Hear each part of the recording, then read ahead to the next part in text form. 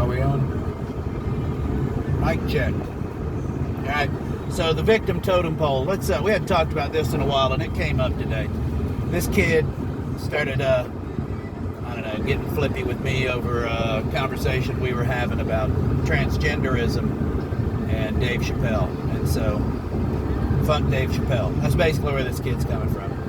And I don't know this guy at all. He's a friend of an internet association, so I don't really know either one of them, to be honest with you. They're both young, in their 20s.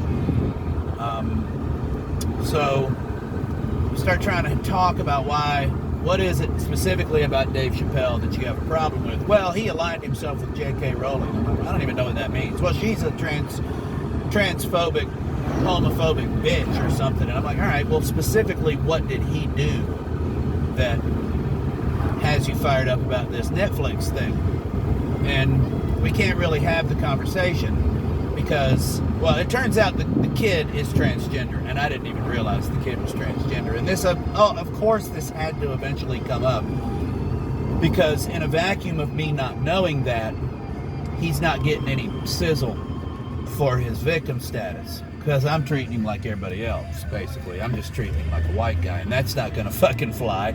He wants to climb the victim totem pole a little bit so that he can assume some status within the conversation that allows him to make declarations, right? So because of his status as a victim on this planet, he can declare things into reality based on anecdotal hooey, right?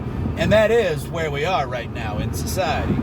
You can't have the conversation with anybody. And these kids these days, largely, especially little white boys, right, who are born into a society that hates them and who tells them that it's their fault.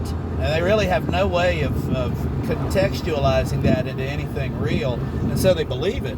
And they start seeking ways to redress these, sins that they can't even put their fingers on. And so they start coming up with these other esoteric concepts that they can't define, and that's where they live, is in this blurry world of